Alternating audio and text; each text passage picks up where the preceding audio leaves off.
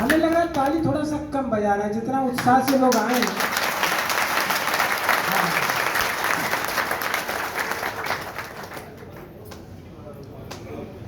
तो मेरे साथियों,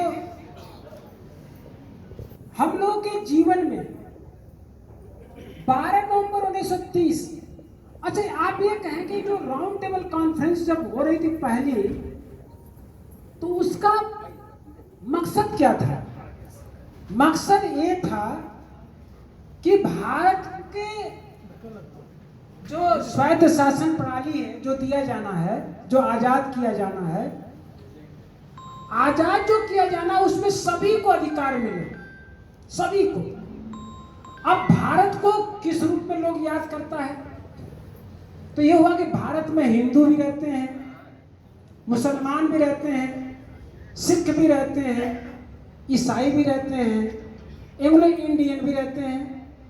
अब बात ये सब आप जानते हैं, आप मुसलमान को पहचानते हैं, सिख को पहचानते हैं, ईसाई को पहचानते हैं, सब पहचानते हैं, हिंदू को भी पहचानते हैं। लेकिन ये दलित, अछूत, अस्पृश्य, ये क्या है? ये शेड्यूल कास्ट वाले क्या है? आज में शेड्यूल कास्ट है, ये 1935 में शेड्यूल कास्ट बना। और ये जो मैं बात बोल रहा हूं 1930 की, 1930 में शेड्यूल कास्ट की पहचान नहीं थी, 1931 में भी नहीं थी, 1932 में भी पहचान नहीं थी। 1930, 31, 32 में हम लोग दलित कहलाते थे। और क्या कहलाते थे? अछूत, अस्पृश्य, दलित, हरिजन, नॉन कन्फर्मिस्ट हिंदू, अवर्ण, प्रोटेस्टेंट, ये हम लोगों को जाना जाता था। जैसे चमार, धोबी, खट्टी, मुसहर, अहीर, गडेरी, आप तो जैसे आज समझ सकते हैं। तो उस समय हम लोगों को केवल दलित माना जाता था, और हमने जितना पर्यायवाची बताया। अब ये धार्मिक रूप से क्या है, तो उस सबको बुलाया गया। तो 12 नवंबर 1930 जब हुआ पहला गोल में सम्मेलन, तो उसमें हिंदू प्रतिनिधि बुलाए गए, सिख प्रतिनिधि बुलाए गए, ईसाई प्रतिनिधि बुलाए गए, मुस्लिम प्रतिनिधि बुलाए गए। अब मसला हम लोगों का फंसा है कि हम लोग किस में आते हैं।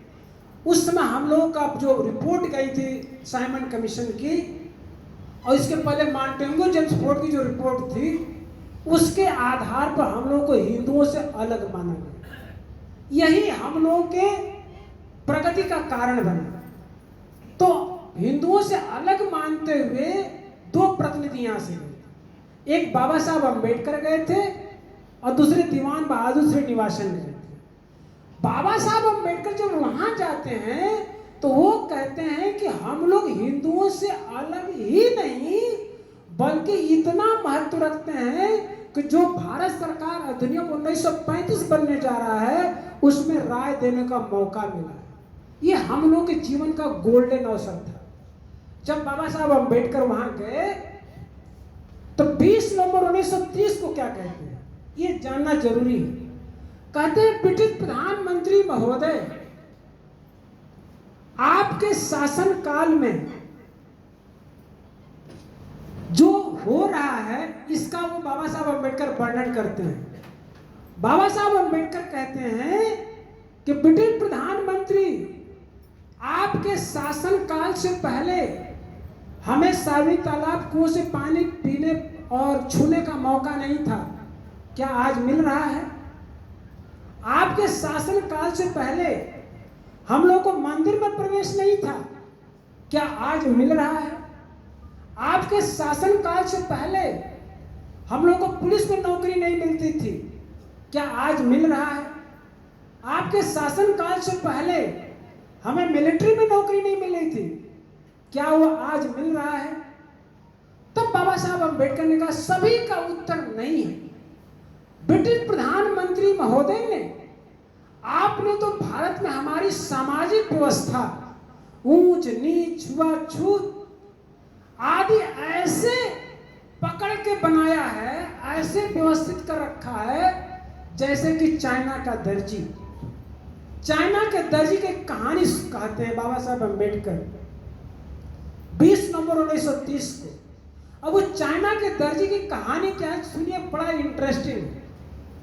बाबा साहब कहानी कहाँ बोलते हैं, राउंड टेबल कॉन्फ्रेंस में कहते हैं कि चाइना का दर्जी था, चाइना के दर्जी को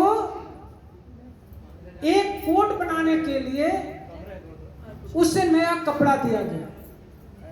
चाइना के दर्जी को, ये किस प्रकरण में बात चल रही है कि भारत में हमारी सामाजिक व्यवस्था ज्यों की त्यों आपने बनाए रखा है, सभी चीजों से हमको दूर रखा है और इस व्यवस्था को ऐसे बनाए रखा है जैसे कि चाइना का दर्जी। अब चाइना के दर्जी की कहानी क्या है कि चाइना के दर्जी को कपड़ा दिया गया कोट बनाने के लिए और नाप के लिए उसे पुरानी कोट दी गई और चाइना का दर्जी उसने पुरानी कोट से नाप लिया और नए कपड़े को कट किया, उसने नई कोट बनाया, पुरान की कोट उठाया, जहां चकती लगा था पुरान की कोट में वैसे चकती नई कोट में लगा दिया, जहां जैसा प्योदा पुरान की कोट में लगा था वैसे प्योदा इसके अंदर लगा दिया, जैसे जैसे चूहा कुतरा था पुरान की कोट को वैसे कैंची से कुतर डाला। अब ये अब बड़े इत्मीनान से कि अब तो ग्राहक आएगा और ग्राहक को पकड़ा करके कह देंगे कि जैसे कोट दिया था बनाने को वैसे कोट मैंने बना दिया। जब वही ग्राहक आया दोनों कोट पकड़ाते हुए कहा, देख लेना जैसे कोट तुमने दिया था बनाने को मैं नई कोट वैसे बना दिया। माथा पीट लिया कस्टमर। तब बाबा साहब अम्बेडकर ने कहा, ब्रिटिश प्रधानमंत्री महोदय, ठीक आपने चाइना के दर्जी की तरह काम किया। जिस हालात में हम जिंदा थे उसी हालात में आज हम जिंदा हैं। आपने हम अमूल चूल परिवर्तन नहीं किया, व्यवस्थाएं तो ऐसे संभाल कर रखा जैसा कि चाइना का दर्जी ने किया। तब बाबा साहब अम्बेडकर ने कहा, ब्रिटिश प्रधानमंत्री महोदय, हमारा प्रयोग हमारा उपभोग आपने अपनी शासन सत्ता बनाए रखने के लिए किया और हिंदू लोग हमें हिंदू इसलिए कहते हैं कि हमारा अधिकार हड़प सके, हमें अधिकार विहीन कर सके। तब बाबा साहब अम्बेडकर ने कहा कि हमारा उद्धार कैसे होगा। तब बाबा साहब अम्बेडकर ने कहा कि भारत को जब तक स्वतंत्र नहीं किया जाता, जब तक हमें स्वराज नहीं मिलता, तब तक मुझे अधिकार नहीं मिलेगा। इसलिए बाबा साहब अम्बेडकर ने कहा कि हम भारत में ऐसी सरकार चाहते हैं कि जो जनता की सरकार हो, जनता द्वारा चुना जाए, जो जनता के लिए हो। लोकतंत्र की मांग करने वाला कोई शख्स था तो परम पूज्य बोधिसत्व बाबा साहब भीमराव अम्बेडकर। लेकिन उसकी शर्त थी, ऐसे नहीं कि लोकतंत्र दे दो और अधिकार विहीन कर दो। तो बाबा साहब अम्बेडकर ने कहा कि हमारी 7 शर्तें हैं। 7 शर्तें यदि मेरी मानी नहीं गई, यहीं पर आएगा कि आरक्षण कोई भीख नहीं, मेरा अधिकार है। 7 शर्तें। इस भारत को आजाद यदि करना है तो हमारी आजाद करना जरूरी है क्योंकि हमारी हिस्सेदारी उसमें निहित है, लेकिन शर्त है। तो 7 शर्त क्या था? समान नागरिकता, समान अधिकारों का निर्बाध रूप से प्रयोग, पक्षपात दूर करने को उपाय, भेदभाव दूर करने के नियम और विधायिका में रिप्रेजेंटेशन, प्रतिनिधित्व का अधिकार, नौकरियों में उचित प्रतिनिधित्व। और नौकरियों में उचित प्रतिनिधित्व कैसे मिले? तब बाबा साहब अम्बेडकर ने कहा कि जितनी संख्या है भारत में हमारी, उतना हमको हिस्सेदारी मिलनी चाहिए। एडुकेट रिप्रेजेंटेशन अंग्रेजी में कहते हैं, हिंदी में कहते हैं पर्याप्त प्रतिनिधित्व। अब पर्याप्त प्रतिनिधित्व किसे कहते हैं? जिसकी जितनी संख्या है उतनी होना चाहिए। इसलिए मानवर कांशीराम साहब ने आप लोगों को एक नारा दिया था, याद होगा, जिसकी जितनी हिस्सेदारी उसकी उतनी भागीदारी। ये वहीं से आया है, जिसकी जितनी संख्या भारी उसकी उतनी हिस्सेदारी। तो ये समझिए कि ये कहां से डायलॉग आया था। आप डायलॉग भूल गए। इस डायलॉग की उत्पत्ति होती है राउंड टेबल कॉन्फ्रेंस से, एडवोकेट रिप्रेजेंटेशन से, कि जिसकी जितनी संख्या भारी उसकी उतनी हिस्सेदारी। तो आरक्षण कोई भीख नहीं, ये आपका अधिकार। ये फैसला वहां हो रहा है, इंडिया में नहीं हो रहा है। तो बाबा साहब अम्बेडकर ने कहा कि हमको उतना प्रतिनिधित्व चाहिए शिक्षा में, नौकरी में, राजनीति में, जितनी हमारी संख्या है। ये मसले नहीं था कि ये मेरिट वाले हैं, डिमेरिट वाले, कोई मुद्दा नहीं था। मुद्दे ये था, अभी हम कहेंगे कि ये मुद्दा कहां से आया था। ये कहां से आया था? क्योंकि उसमें गोलमेज सम्मेलन में सिखों को मिल रहा था पृथक निर्वाचन अधिकार, ईसाइयों को मिल रहा था, एंग्लो इंडियन को मिल रहा था, ईसाइयों को भी मिल रहा था, हम ही लोगों को नहीं मिल रहा था। क्योंकि हम लोगों को इसलिए नहीं मिल रहा था क्योंकि हम लोगों को हिंदू माना गया था। ये गांधी जी बराबर कहते थे इनको अलग से अधिकार देने की जरूरत नहीं, क्योंकि ये तो हिंदू है।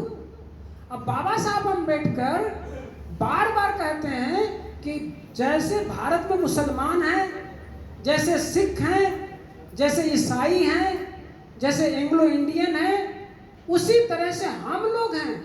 हम लोग भी हिंदू नहीं हैं। इस बात को दिमाग में इसलिए मैं बैठा रहा हूं आपको। यही असली मुद्दा है, यही वास्तविक मुद्दा है। अगर इसको आपने नहीं समझा, जिंदगी भर आंदोलन नहीं कर सकते। कांशीराम सफल इसलिए हो गए, कांशीराम साहब तो किसी हिंदू मंदिर में नहीं गए। आप क्यों जाते हैं? कांशीराम को भी बहुत ज्यादा मानते हैं, बाबा साहब अम्बेडकर को भी मानते हैं, लेकिन वो एक्चुअल में जानकारी नहीं है कि हम लोग हिंदुओं से अलग हैं, इसलिए अधिकार मिला। और जब मैं बार बार कह रहा हूं तो आप लोगों को हो सकता है कुछ साथी कहे कि नया बोल रहे हैं, इसलिए मैंने कहा कि आप पढ़ना पड़ेगा what Congress and Gandhi have done to untouchable. Congress और गांधी ने अछूतों के लिए क्या किया। तो बाबा साहब ने पहली राउंड टेबल कॉन्फ्रेंस में एक बात बोला कि जिस तरह से मुसलमानों को, सिखों को, ईसाइयों को पृथक निर्वाचन का अधिकार मिल रहा है, प्रतिनिधित्व का अधिकार मिल रहा है, उसी तरह से हम लोग को भी मिलना चाहिए, क्योंकि हम लोग भी हिंदुओं से अलग हैं। समझ में आया कि नहीं आप लोगों को? नहीं आया? नहीं आया ये बात? आ गया तो जरा हाथ उठाइए, हम पूछेंगे सवाल। कुछ लोग कहेंगे हम नहीं उठाएंगे, सवाल है क्या? अरे आप कह देते कि हाथ उठाने, उठा देते फट से। अब आपने उसमें शर्त रखा पूछ लेंगे तो हम नहीं उठाएंगे, लेकिन हम पूछेंगे नहीं। हम भी समझदार हैं कि अपनों को उत्साह बढ़ाए रखना है। अरे आज नहीं समझ में आया, कल नहीं समझ में आएगा, लेकिन समझना ठान लिए तो आप समझ लेंगे। क्योंकि बाबा साहब अम्बेडकर कहते हैं कि जो संघर्ष करते हैं, जो संघर्ष करते हैं वही सफल होते हैं। निराशा का युग समाप्त हो गया, आशा का युग प्रारंभ हो गया। हमारा और आपका उद्धार करने के लिए कोई दूसरा नहीं आएगा, लेकिन हम लोगों ने यदि ठान लिया तो अपना उद्धार हम लोग स्वयं करेंगे, स्वयं करेंगे, तो स्वयं करने के लिए हम इकट्ठे हैं, करेंगे। एक कविता इन्होंने नहीं सुनाया, अशोक प्रबुद्ध जी, उनकी कविता मुझे बड़ी पसंद आता है। और वो कहते हैं कामयाबी आज नहीं तो कल तो मिलनी है। अरे आज नहीं मिलेगी, कल मिलेगी। सफलता तो आज नहीं तो कल मिलेगी।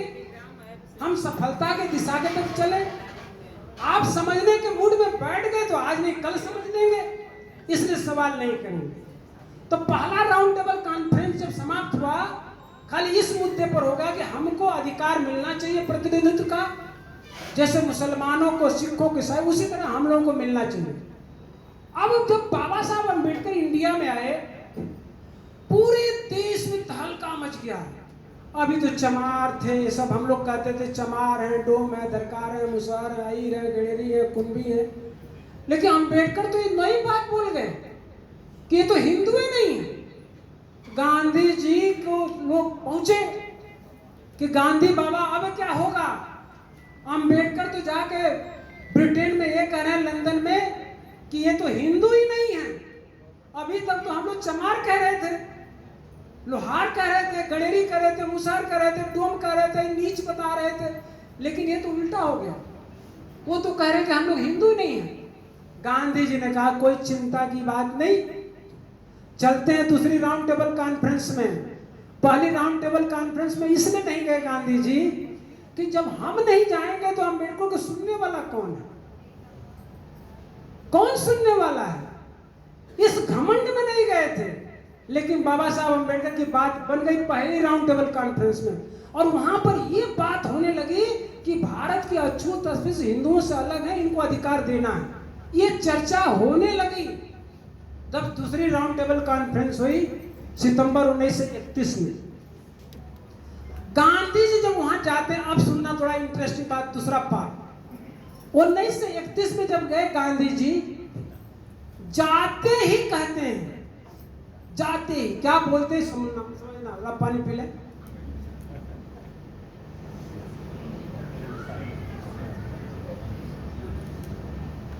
जाते ही गांधी जी आदरणीय अध्यक्ष देवरिया से कब से पानी खोल कर रखे थे।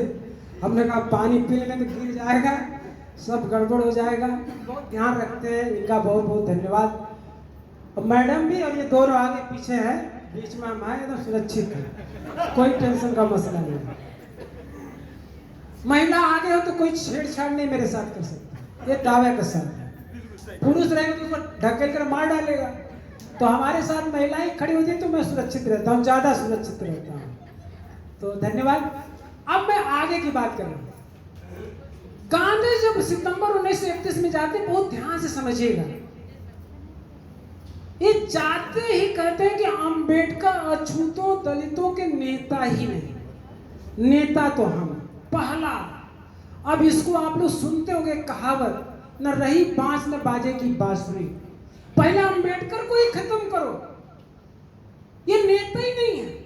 और अपने साथ खुद ढेर सारा चिट्ठी पत्री लिखवा के लेके गए, और उन्होंने प्रमाण दे दिया कि देखिए भारत के अछूत अस्पृश्य दलित हमको नेता मानते हैं, अंबेडकर को तो मानते नहीं। इन्होंने ये तक कह दिया अंबेडकर को भारत से चुना नहीं गया, चुना तो हमको गया है।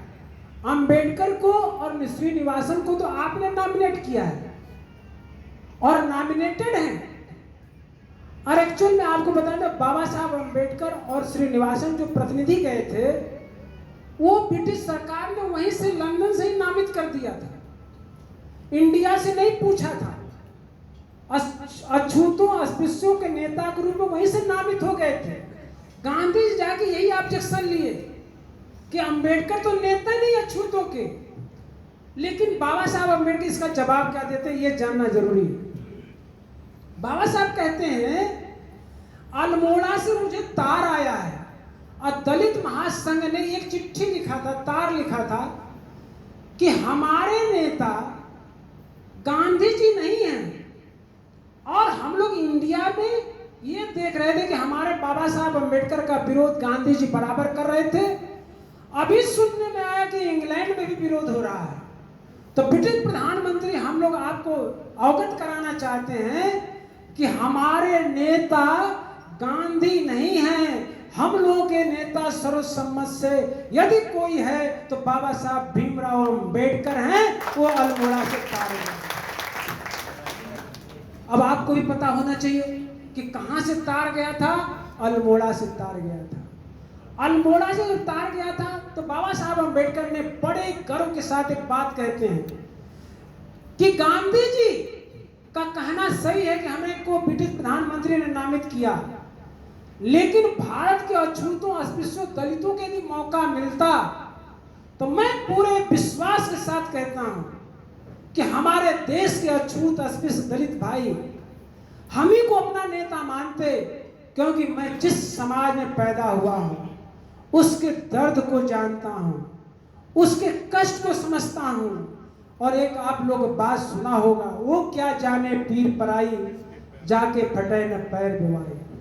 बाबा साहब अम्बेडकर से दर्द ज्यादा कोई समझता होगा, जिसे बैलगाड़ी से उतार दिया गया था, जिसे स्कूल से बाहर पढ़ने का बैठना पड़ता था, उस आदमी को कोई कहेगा कि तुम दलितों के नेता नहीं हो, अछूतों के नेता गांधी होंगे। ये जो बात बोले तो ब्रिटिश प्रधानमंत्री ने मान लिया, वो समझ लिया। याद रखना, दुनिया में हर भाषा आप झूठ बोल सकते हैं, हिंदी, अंग्रेजी, तेलुगु, मलयालम, कन्नड़, कुछ भी, लेकिन एक शारीरिक भाषा होती है जिसे अंग्रेजी में कहते हैं बॉडी लैंग्वेज। अरे भाई साहब, मैंने उसके आंखों में देखा, झूठ नहीं बोल सकता है। उसका बॉडी बोल रहा था, उसका शरीर बोल रहा था, इसलिए कहते हैं कि लैंग्वेज होती बॉडी लैंग्वेज। बॉडी लैंग्वेज समझा ब्रिटिश प्रधानमंत्री ने, वो मान लिया कि अछूतों का नेता यदि कोई है तो डॉक्टर भीमराव अंबेडकर है। इस पर आप देखते हैं पहले ही क्वेश्चन में धारा से, लेकिन मानने को कहा गांधी जी। दूसरा क्वेश्चन किया कि मिस्टर प्रधानमंत्री, ब्रिटिश सरकार, अंबेडकर जी जो ये बार बार बोल रहे हैं कि अछूत अस्पृश्य दलित हिंदू नहीं है, सरासर झूठ है। मैं मानता हूं कि इनके साथ अस्पृश्यता का व्यवहार होता है, मैं मानता हूं कि इनके साथ अमानवीय व्यवहार होता है, लेकिन ये हिंदुओं की आंतरिक समस्या है। अब नई बात है, ये हिंदुओं का इंटरनल मसला है। जैसे हम लोग किसी मसले को कहते हैं भारत का इंटरनल मसला है, उन्होंने कहा हिंदुओं का इंटरनल मामला है, आंतरिक मामला है। तब बाबा साहब अम्बेडकर इसका क्या जवाब देते हैं? कहते हैं भारत का आंतरिक मामला कैसे हो सकता है? कैसे हो सकता है? जब मैंने महाड़ तालाब सत्याग्रह किया 1927 में, पानी छूने पीने का आंदोलन चलाया, उसका विरोध हिंदू लोग किए, तब बाबा साहब अम्बेडकर ने गांधी से कहा कि जब हम हिंदू ही हैं तो भला एक हिंदू जब हिंदू ही तालाब में जाके पानी छूने का प्रयास करता है, उसे क्यों रोका गया? यदि वो हिंदू होता तो भला एक हिंदू अपने हिंदू भाई को सामने तालाब को जब पानी छूने पीने से क्यों रोकता? चुप। गांधी का जवाब नहीं। दूसरा एग्जाम्पल किया कि हमने 1930 में काला राम मंदिर का आंदोलन चलाया। यदि मैं हिंदू था, अपना एक हिंदू भाई अपने ही हिंदू के मंदिर में जा रहा है, तो भला एक हिंदू अपने हिंदू को अपने हिंदू मंदिर से भला क्यों रोकेगा? हम लोगों को इसलिए रोका गया क्योंकि हम लोग हिंदुओं से पृथक हैं। जब ये बाबा साहब अम्बेडकर ने बात कहा, ब्रिटिश प्रधानमंत्री को समझ में आया, तो गांधी जी ने और उपाय ढूंढा। उन्होंने कहा, ब्रिटिश प्रधानमंत्री महोदय, हम मुसलमानों को अधिकार देने के लिए सहमत हैं, हम सिखों को अधिकार देने के लिए सहमत हैं, लेकिन अछूतों अस्पृश्यों तो कदापि नहीं। अगर इनको एक बार आपने अधिकार दे दिया हिंदुओं से अलग मान करके, तो सदा सदा के लिए हिंदुओं से अलग हो जाएंगे, और मैं ऐसा होने नहीं दूंगा। यदि आपने ऐसा किया तो अपने मैं जान की बाजी लगा दूंगा, मैं मर जाऊंगा, लेकिन ये बर्दाश्त नहीं कर सकता। और गांधी जी ने कहा कि ये हिंदू समुदाय के अंग हैं, अभिन्न अंग नहीं, ये अंग हैं। तो जब ये बात को बोला कि अंग है, तो बाबा साहब अम्बेडकर ने एक बात और बोला, बहुत ध्यान से समझिएगा तभी समझ में आएगा कि गांधी जी हम लोगों को क्यों बार बार कह रहे हैं कि हम लोग हिंदू हैं। जब मैं बार बार कह रहा हूं कि हम लोग हिंदुओं से अलग हैं, तो गांधी जी की क्या इंटरेस्ट है कि वो हम लोगों को कह रहे हैं कि हम लोग हिंदू हैं, हिंदू हैं। बाबा साहब अम्बेडकर कहते हैं कि हम हिंदू नहीं हैं, गांधी जी कहते हैं कि ये हिंदू हैं। दलितों और छूतों के आप जिसको कहते हैं हमारे उद्धारक, हमारे मसीहा, हमारे पूजनी, अंबेडकर साहब चिल्ला के कहते हैं कि हम हिंदू नहीं हैं। तो गांधी जी को क्या इंटरेस्ट था, उनको क्या मतलब थे कि अब वो कहेंगे आप हिंदू हैं। अब समझिए, इसी बात को तो समझना है, क्योंकि वो जानते थे, गांधी जी, बाबा साहब अंबेडकर कहते थे कि गांधी जानते, एक बार यदि राउंड टेबल कॉन्फ्रेंस में ये स्थापित हो गया कि भारत के अछूत अस्पृश्य हिंदू हैं, तो सदा सदा के लिए अधिकार से विहीन हो जाएंगे, प्रतिनिधित्व का अधिकार नहीं मिलेगा। गांधी जानते थे। अब बाबा साहब अंबेडकर भी अच्छी तरह जानते थे किसी भी हालात में ये स्टैब्लिश स्थापित ना हो कि हम लोग हिंदुओं के अंग हैं, हिंदुओं से हम पृथक हैं, ये स्टैब्लिश करना बाबा साहब अंबेडकर के लिए चैलेंज था, चुनौती था। इस पर बाबा साहब ने क्या जवाब दिया, इसको समझिएगा कि गांधी जी किस आधार पर हम लोग हिंदू कह रहे हैं। यही ना कि जैसे हनुमान, गणेश, सरस्वती, लक्ष्मी, दुर्गा जी की पूजा ये लोग भी करता है, छठ मैया की पूजा ये लोग भी करता है, जुट पुत्रिका की पूजा ये करता है, हमारे लोग भी करते हैं। तब बाबा साहब अंबेडकर ने कहा इसका मतलब कि हमारे लोग समान धर्मी, नया वर्ग। आप जब पढ़ेंगे तो आपको बड़ा अच्छा लगेगा। तो कहते हैं कि इसका मतलब कि हम लोग समान धर्मी। तो समान धर्मी क्या होते हैं? तो बाबा साहब अंबेडकर कहते हैं जब कोई वर्ग विशेष अपना धार्मिक कृत्य करता है, अपना धार्मिक अनुष्ठान करता है, और दूसरा वर्ग जो प्रतिभाग करता है, सम्मिलित होता है, तो सम्मिलित होने वाले को समान धर्मी कहा जाता है। अब जैसे एग्जाम्पल, जैसे आप ताजिया उठता है, जैसे मजार होता है तो हिंदू लोग भी जाता है, तो क्या मुस्लिम हो जाता है? अब मान लीजिए ईद होता है, बकरीद होता है, तो हमारे लोग भी सम्मिलित होते हैं, तो क्या मुस्लिम हो जाता है? आपके बड़ा दिन मनाया जाता है, क्रिश्चियन लोग भी अपना पर्व मनाते हैं, तो हम लोग जब सम्मिलित होते क्या ईसाई हो जाते हैं? इसका मतलब कि हम लोग समान धर्मी। जब ये बाबा साहब अंबेडकर ने समान धर्मी बोल दिया, गांधी जी समझ गए कि अब बात नहीं बनेगी। इन्होंने तुरंत बाइकाट करके गोल में सम्मेलन से ये कहते हुए वापस किया दूसरे राउंड टेबल में कि सबको अधिकार मिलना चाहिए, लेकिन अछूतों अस्पृश्यों को नहीं। यदि मिल गया तो हम आमरण अनशन करेंगे। इस आमरण अनशन की चेतावनी देते हुए गांधी जी उस राउंड टेबल कॉन्फ्रेंस से इंडिया में आ गए। और जब वहीं रोम में आए, जब रोम में आए तो उन्होंने घोषणा किया। कहां पर घोषणा किया कि हम आमरण अनशन करेंगे? रोम में। और रोम में जब बोला, इंडिया में आते इनको गिरफ्तार कर लिया गया, यरवदा के पुणे जेल में डाल दिया गया। जब जेल में डाल दिया गया, यरवदा की जेल में, तो यहां से एक चिट्ठी लिखते हैं, माने नहीं, हम लोग को अधिकार विहीन करने के लिए 11 मार्च 1932 को चिट्ठी लिखते हैं गांधी जी यरवदा जेल से।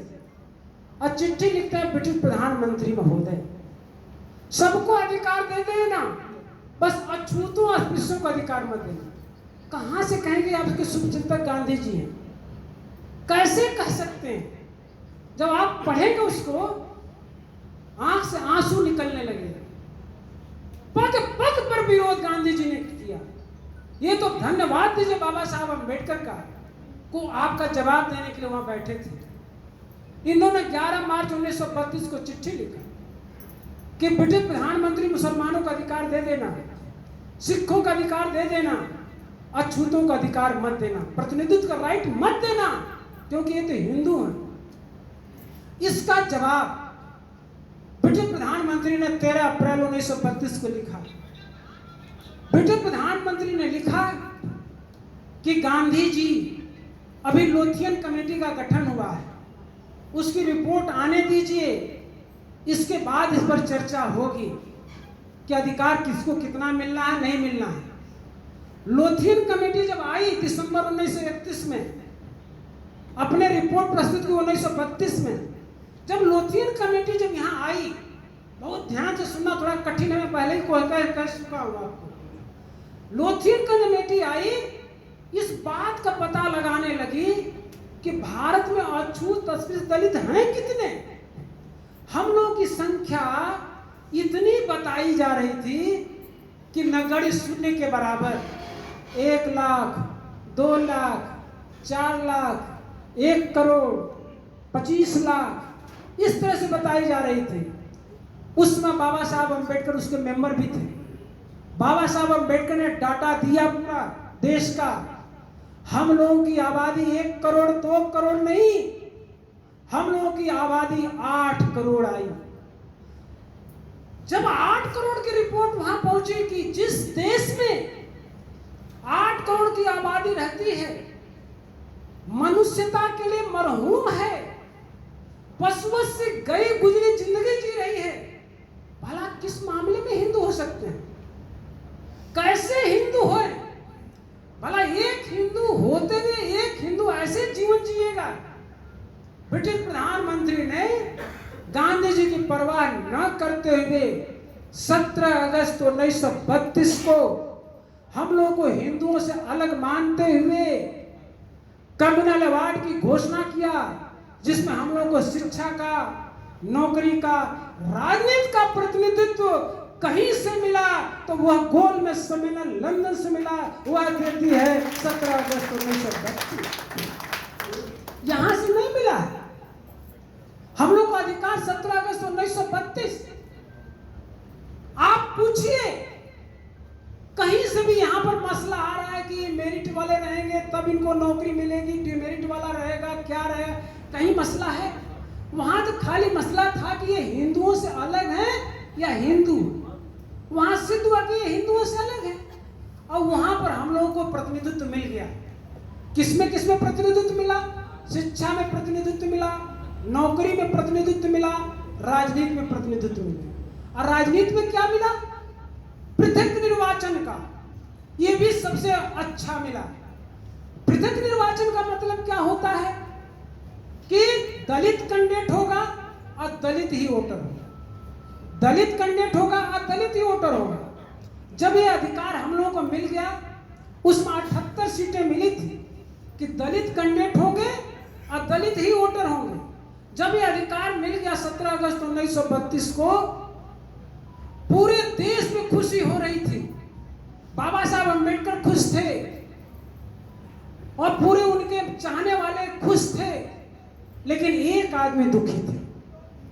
इस अधिकार मिलने से गांधी जी दुखी थे, और दुखी नहीं थे, उन्होंने 18 अगस्त 1932 को चिट्ठी लिख दिया। और चिट्ठी क्या लिखा? सैमुअल होर के माध्यम से, जो भारत के प्रधानमंत्री थे, उनके माध्यम से चिट्ठी भेजे कि ब्रिटिश प्रधानमंत्री महोदय, आपसे मैंने कहा था कि मुसलमानों को अधिकार दे देना प्रतिनिधित्व का, सिखों को दे देना, ईसाइयों को दे देना, लेकिन अछूत अस्पृश्यों को मत देना। लेकिन आपने वही किया। इसको वापस कर लीजिए, इसमें परिवर्तन कर लीजिए, इसमें संशोधन कर लीजिए। ये चिट्ठी उन्होंने लिख दिया।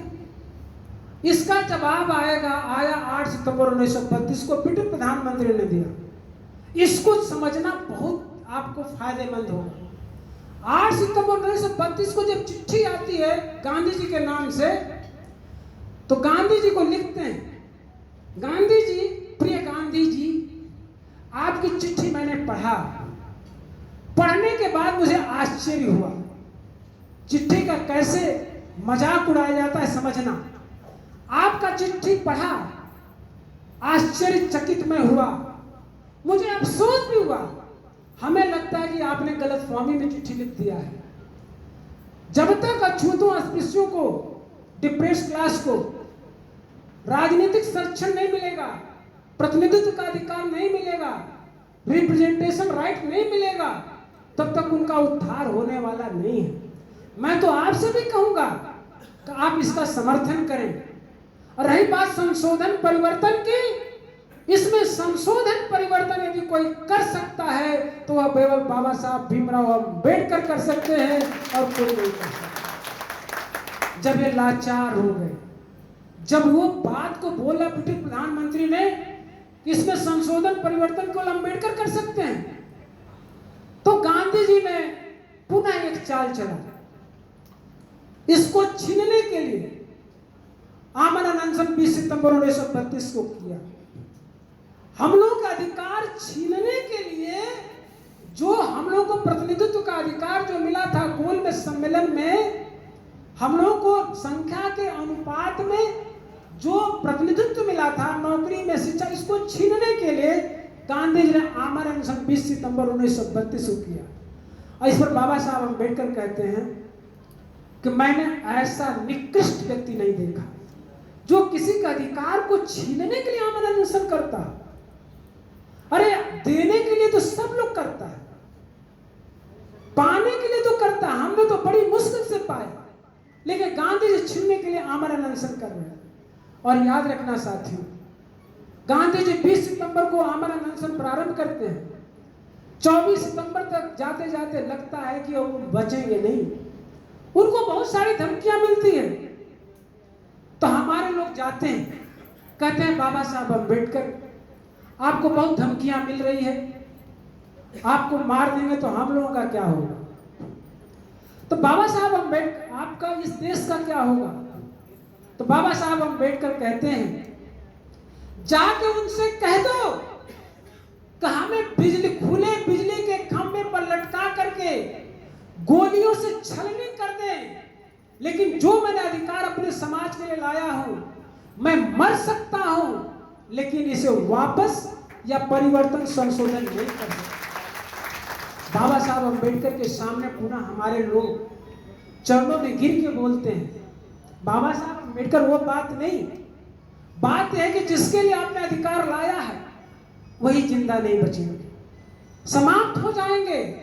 तब बाबा साहब अम्बेडकर ने वर्तमान लोगों को ध्यान में रखा, आने वाली पीढ़ी का ध्यान रखा, बहुत ही मजबूरी में हम लोग पैदा हो सके, इसलिए उन्होंने पूना पैक्ट किया।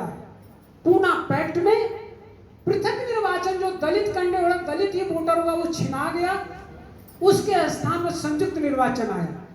संयुक्त निर्वाचन में क्या हुआ, 148 सीटें हुई, लेकिन दलित के लिए तो दलित कैंडिडेट तो होंगे, लेकिन वोट सारे लोग देंगे। तब बाबा साहब अम्बेडकर ने कहा इससे चमचा पैदा होगा। आज वही हालात है, वही हालात है कि हमारे संसद में लोग हैं, विधायिका में हैं, हमारे साथ जुल्म जाति नहीं रुक रहा है। चाहे तो सरकार गिरा सकते हैं, लेकिन वो जिस पार्टी में है उसके वफादार साथी बने हुए गए हैं बाबा साहब अम्बेडकर के सीट से, प्रतिनिधित्व के अधिकार से, लेकिन वहां पर पहुंच करके पार्टी का वफादार बने हैं। आपका अधिकार हनन हो रहा है।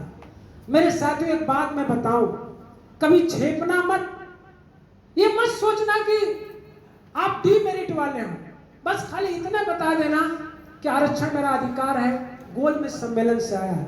और नहीं तो एक और बात कहिए, हमारे बाबा साहब अम्बेडकर ने तो गांधी जी की जान बचाने के लिए हम लोगों को जो अधिकार मिला था पृथक निर्वाचन का, वो हम लोगों ने गंवा दिया।